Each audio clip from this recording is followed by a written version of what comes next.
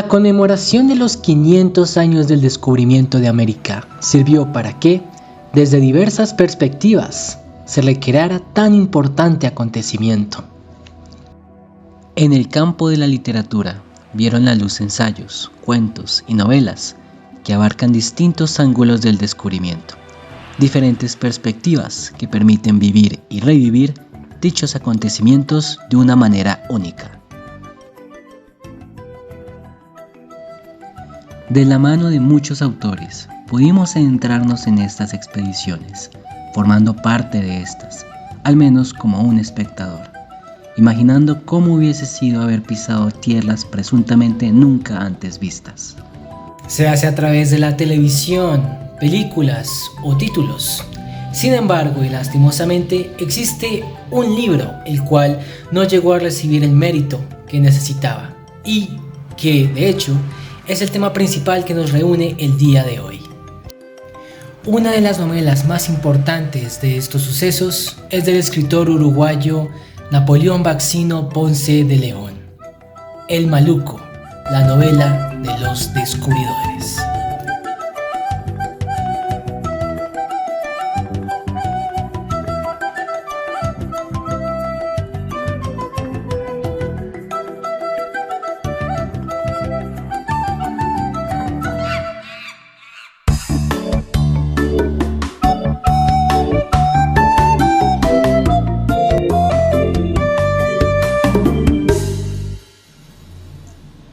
Napoleón Baxino Ponce de León, escritor uruguayo nacido en Montevideo, Uruguay, en 1947. Fue un escritor y columnista que sorprendió gratamente a críticos y lectores con la publicación de la narración extensa titulada Maluco, la novela de los descubridores, escrita en 1989. Fue galardonada con el prestigioso Premio Casa de las Américas en el mismo año de su aparición y se convirtió de inmediato en uno de los grandes éxitos editoriales de la narrativa hispánica posterior al boom. El boom latinoamericano es un fenómeno surgido entre la década de 1960 y 1970, donde gracias a la vasta cantidad de jóvenes autores lograron transmitir sus obras a otros países fuera de América Latina, generando de esta manera un mayor número de ventas y al mismo tiempo que el uso de las traducciones llegase a ser algo más reconocido que lo que usualmente suele ser hoy en día. Debo de preguntar entonces, ¿cuál es la maestría que tiene Baxino Ponce de León para haber sido merecedor de ganar el título de Casa de las Américas en el año 1989 con la novela El Maluco, la novela de los descubridores? Esto nos da paso a hablar de su obra, El Maluco. Acompáñenme.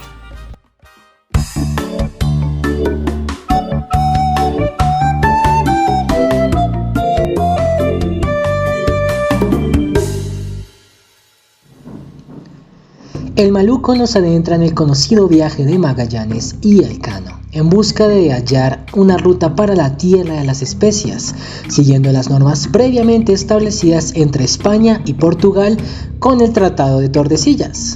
La expedición de Magallanes y Elcano fue una expedición marítima española del siglo XVI, capitaneada inicialmente por Fernando de Magallanes. Esta expedición, culminada por Juan Sebastián de Elcano en su retorno, completó la primera circunnavegación de la Tierra en la historia. Baxino hace uso de este evento histórico para establecer su historia y sobre todo su personaje principal. Esto es lo que principalmente me llama la atención del Maluco, ya que si bien su historia se basa en un contexto histórico el cual ciertamente llegó a existir y muchísimos de sus personajes existieron en la vida real, ciertamente no se le puede considerar a este libro una novela totalmente histórica. Me explico. El libro cuenta con personajes que existieron y llegaron a ser conocidos como grandes conocedores y descubridores de una buena parte del mundo. De ahí tenemos que el Estrecho de Magallanes posee este nombre gracias al viaje que éste emprendió. Sin embargo, existe un personaje, aquel que hace de este viaje una aventura única comparada a la vasta cantidad de libros de carácter histórico o novelas de historia habidas y por haber, que para nuestra sorpresa es ficticio. Estoy hablando, por supuesto, de nada menos y de nada más que el bufón.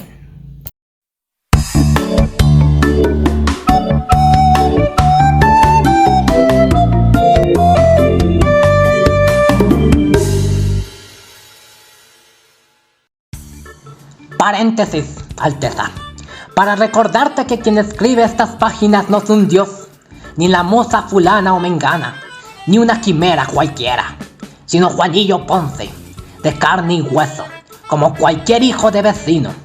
Por lo tanto, si el discurso no tiene continuidad y os da la sensación que lo que he plumeado de una sentada y sin parar para comer una tortilla o dar una meada a las plantas de huerto, te equivocas, que es mentira. Puro artificio, trucos que uno aprende para ocultar sus vergüenzas, disimular sus afanes, disfrazar sus miserias. Damas y caballeros, les presento a Juanillo Ponce de León, protagonista de esta historia. Se trata del bufón de la tripulación, que en base a sus narraciones nos permite dar un vistazo a su historia, a su versión de este gran viaje. Este simpático bufón cuenta con una suerte muy decadente.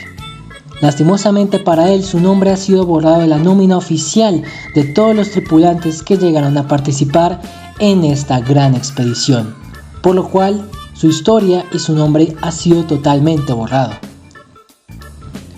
Su principal motivo para contar esta historia es convencer al emperador Carlos V, que él en efecto estuvo junto a las grandes figuras históricas que comprendieron este viaje, y recibir el mérito que se le merece por esto.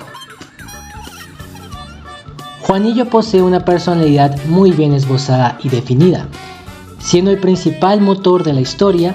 Sus matices caricaturescos y su forma de expresarse osada y picaresca le confieren a su narración de los hechos algo muy particular y diferente de lo que se ha llegado a escribir y narrar de esta travesía.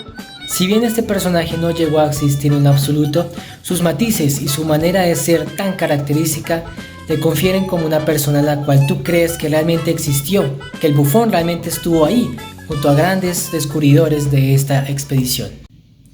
Ciertamente Baxino dio en el blanco con este personaje, puesto que podemos empatizar con él desde el primer minuto en leer la historia.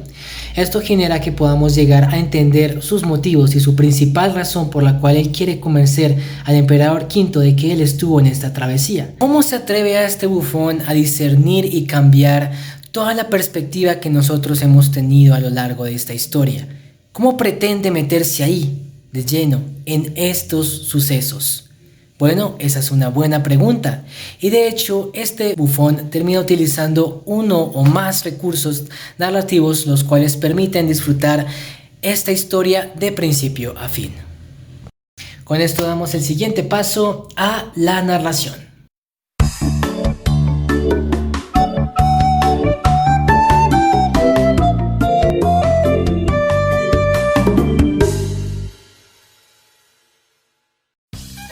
El bufón despliega una serie de tipos de narración, las cuales permiten encaminarnos poco a poco a desentrenar su historia, saber su perspectiva de esta expedición. Los tipos de narración utilizados en esta historia le confieren un gran carisma a la obra.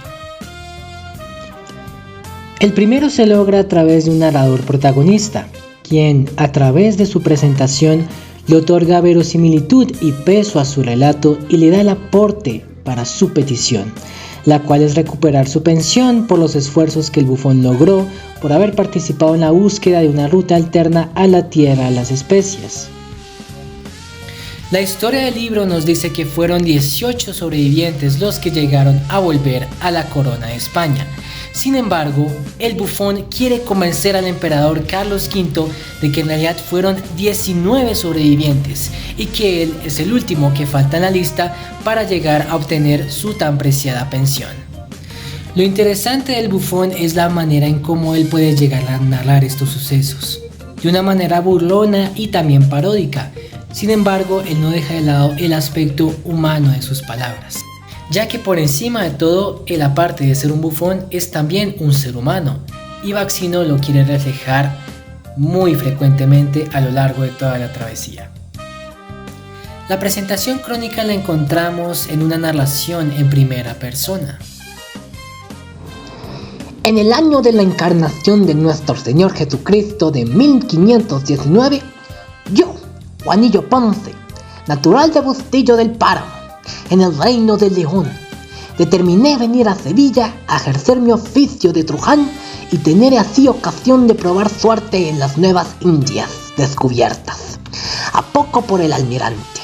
Los oficiales encargados del reclutamiento de la gente, que luego de reírse y festejar ruidosamente al relato de mis muchas vicisitudes, decidieron aceptarme como hombre de placer, para que su majestad sepa y medite en su noble retiro de cómo las ambiciones y caprichos de los príncipes afectan la vida de quienes andan por el mundo a ciegas, siempre sujetos al arbitrio de los poderosos. Existen otros momentos en los cuales Juanillo deja de convertirse en un narrador en primera persona y pasa a describir con detalles sucesos que no le conciernen a él, sino a las personas que estuvieron a su lado durante esta expedición. Es en estos momentos donde Juanillo pasa de ser un narrador en primera persona y comienza a ser un narrador vidente, aquel que describe con el más puro detalle al estilo burlón y parodesco que éste posee todas las experiencias, no solo de él, sino también de aquellos que le rodearon durante esta travesía. Se transforma a él mismo en otro viajero, en uno de más. Así que Rodrigo Nieto va a tomar su lugar y se vuelve para decir algo, pero no puede, pues otra flecha le atraviesa el cuello. Ahora solo quedamos 4. Filiberto el marica que, víctima de una crisis nerviosa, llora como una niña. Serrano, que se empeña en arrastrar a don Hernando fuera del alcance de las flechas. Oduardo, que trata de ayudarlo. Y Juanillo, que está temblando del susto y no sabe qué hacer. Los personajes de esta historia fluyen en base a la realidad que éste percibe, no a una realidad general o a la realidad de otro viajero de esta expedición. Con su propio estilo, el narrador nos lleva a recorrer el camino de la imaginación, siendo más específicos de su propia imaginación. Aunque la historia misma no posee ni el más mínimo rastro de evidencia que él estuvo allí, el bufón utiliza sus anécdotas, sus experiencias, para mostrar una perspectiva que ni siquiera el mismo emperador había oído hablar nunca, junto a Magallanes y Elcano. La fina sensibilidad que Juanillo llega a percibir a lo largo de esta historia se deja entrever en base a todo lo que éste llega a relatar. Vemos un aspecto más cercano a su perspectiva de vida y cómo todo llega a fluir en base a la manera en cómo éste es y piensa. El futuro virrey de Maluco, dueño de 3/4 partes del globo, señor de 2 océanos, de estirpe de navegantes, que es casta de gigantes. Ahí sale todo. Allí lo tienen, menos que un marrano, viscoso como una medusa, rosado como una salchicha, amarrado a la nave madre por un grueso cabo que la vieja armada de una tijera va a cortar. ¡No puedo ver eso! Sale un chorro sanguinolento. Con su estilo bufonesco, el narrador llega a intercalar historias de gran picardía, las cuales llegan a tener cierta afiliación con don Francesillo de Zúñiga, un famoso bufón de la corte de Carlos V, conservando varias similitudes en las cuales están estructurados ambos relatos. Es importante hacer notar que si bien existen claras semejanzas en ambos estilos de narraciones que buscan hacer reír al espectador, también es claro que la crónica de Juanillo se aleja fundamentalmente de la escrita por don Francesillo, cuyos personajes son ridículos, en tanto que los de nuestro bufón son trágicos.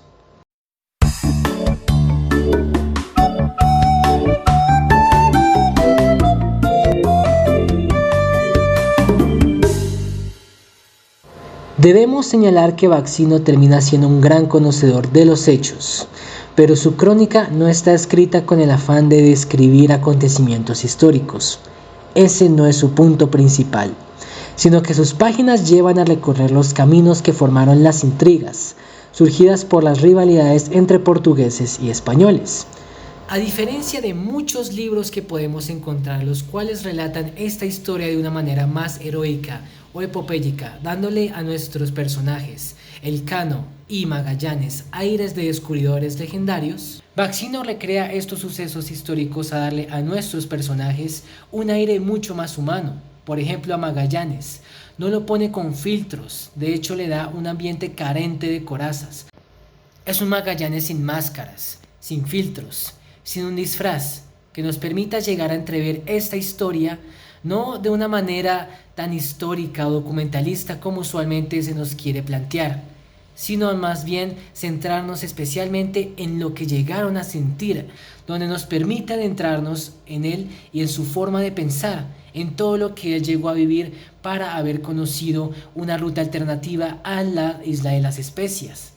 Sobre todo cuando el bufón menciona a Sebastián Elcano, segundo al mando de la expedición. Las palabras del bufón dejan entrever en gran medida el gran peso que llegó a haber sentido Elcano al haber tenido que lidiar con la muerte de no solo uno, sino de muchísimos navegantes que lo acompañaron en esta expedición. Nos muestra el peso que éste debe de sentir por la muerte de muchísimos de sus compañeros y conocidos, y cómo este peso será algo que él tendrá que llevar a cuestas hasta el último día de su vida. Hasta que, al cabo de una tensa e interminable espera, don Hernando hizo comparecer al siguiente acusado. Era Sebastián. Estaba tan abatido el glorioso circunvalador del mundo todo, que casi no podía tenerse en pie, ni levantar la cabeza para mirar a sus acusadores. Ni hubiera podido soportar el peso de los laureles que le ceñisteis luego.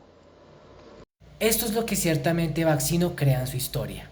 Personajes históricos dentro de un contexto y perspectiva fuera de las incontables historias que nos han llegado a plasmar de estos personajes. Fuera de la historia en la cual se los ha llegado a dibujar incontables veces. Hombres que fueron por el mismo motivo que Colón quiso hacer tiempo atrás de la expedición.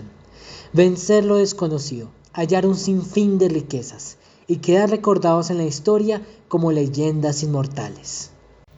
Pero al mismo tiempo a un gran costo. Por eso se entiende la necesidad inalcanzable que posee Juanillo en hacer convencer al emperador que éste llegó a respirar el mismo aire y estar en las mismas tierras en las que estuvieron Magallanes y Elcano. Por esto mismo, Juanillo representa una brecha entre la realidad y la ficción sobre los hechos que ocurrieron y sobre todo lo que cientos de tripulantes vivieron para que muy pocos lograran ser recordados y honrados por sus familias, y solo unos recordados por el mundo entero.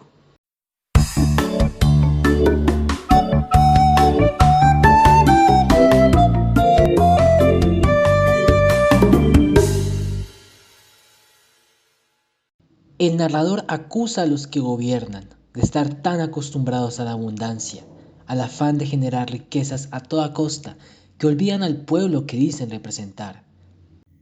Olvidan a su propia población al expresar sus anhelos, principalmente egoístas y que no tienen nada que ver con las necesidades que está afrontando su población.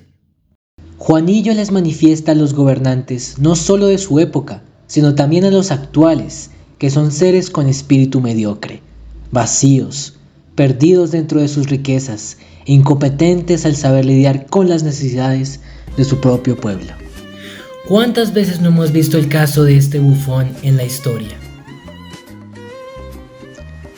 Día a día no conocemos los grandes sacrificios de seres que dan su vida, simplemente porque no son famosos o porque no forman parte de una familia o un grupo reconocido. Borrándolos de la historia, tal como le ocurrió a este querido bufón. Grandes gobernadores siempre serán a los que la historia recuerde, se hace por sus aciertos o falacias, pero muy pocas veces recordará a aquellos que dieron sus vidas por su bandera, por un hallazgo, por un invento o creación. Estarán siempre formando la sombra de un líder. Serán las marionetas de aquellos que poseen poder. Stalin una vez dijo: una única muerte es una tragedia, 1 millón de muertes es una estadística. Napoleón Baxino Ponce de León nos lleva a reconocer la historia de un descubrimiento, desde la perspectiva de un narrador muy distinto al cual estamos acostumbrados. Descubrimos una incesante búsqueda de la verdad de un hecho histórico. Esto es el maluco, una travesía que no recrea la historia tal cual se nos ha ido inculcando. Esta no es la perspectiva de un conquistador, mucho menos de un rey. Es la perspectiva de un viajero, algo que vale muchísimo más que la corona real de España. Baxino llega a generar una crítica hacia la sociedad sobre cómo el hombre más poderoso es aquel que controla el mundo, poniendo en riesgo a aquellos que logran hacer lo que éste no es capaz por sus propios medios, sino por un poder económico o político. Es así pues como la historia del bufón termina siendo una bofetada que cientos de políticos terminan recibiendo, y a los que la gente aplaude en lugar de armarse con antorchas para perseguir al causante de tal acto.